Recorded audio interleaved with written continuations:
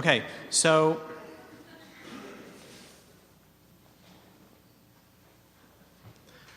I don't know if you know this, but the original draft of the movie Star Wars was not written by Lucas. The original draft was written by environmentalists, and it's a little bit different.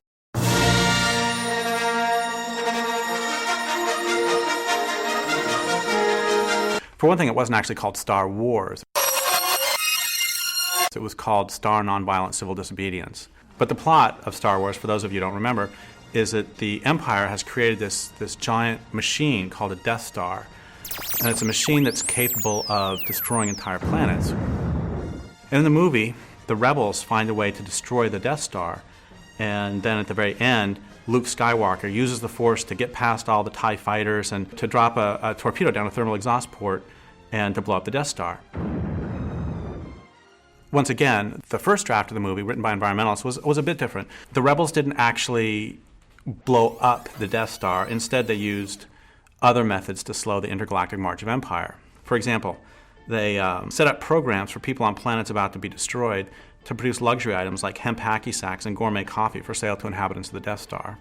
Audience members will also discover there are plans afoot to encourage loads of troopers and other citizens of the Empire to take eco-tours of doomed planets. Their purpose will be to show to one and all that these planets are economically important to the Empire and so should not be destroyed. In a surprise move that will get viewers to the edges of their seats, other groups of rebels file lawsuits against the Empire, attempting to show that the environmental impact statement that Darth Vader was required to file failed to adequately support his decision that blowing up the planet would cause no significant impact.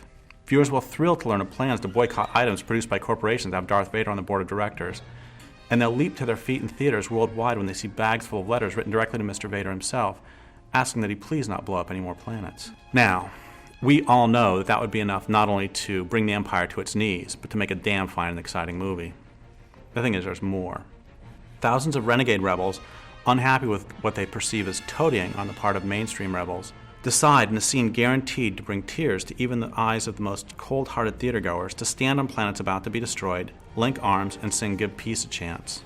They send DVDs of that to Darth Vader and his boss, the Grand Moff Tarkin, to whom they also send wave after wave of loving kindness.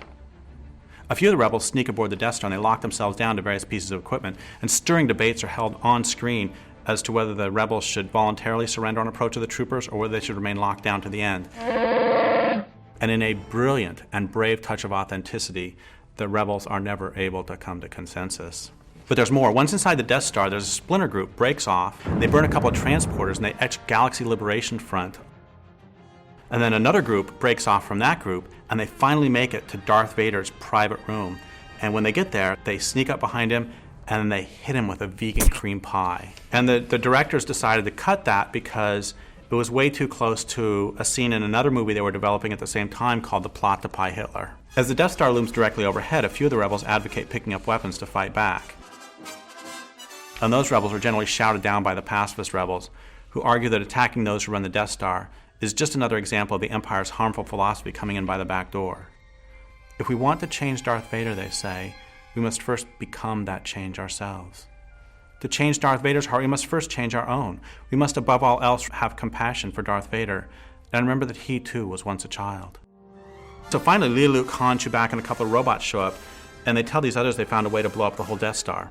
And the rest of the rebels, of course, are just horrified. There's a scuffle breaks out between Leia, Luke, Han, Chewbacca, and the two robots on one side, and the pacifists on the other. And the pacifists chase those four from the room and from the film, which is not a big deal because they're minor characters anyway. But anyway, the way the movie ends is that the Death Star looms closer and closer, and then you see the Death Star, and then you see the planet, and then you see the Death Star, you see the planet, and then you see the Death Star, and you see the lasers start to glow this hellish red, and then you see the planet again, and then you see psst, this little light, and what that is, that's the environmentalists getting away before the planet gets blown up. And you see the Death Star again, and then it blows up the planet. And then the final shot of the movie, which reveals what a complete triumph this was for the rebels, is a still showing an article on the lower left of page 43 of the New Empire Times that devotes a full 3 sentences to the destruction of the planet. So it's like, yeah, we got some press.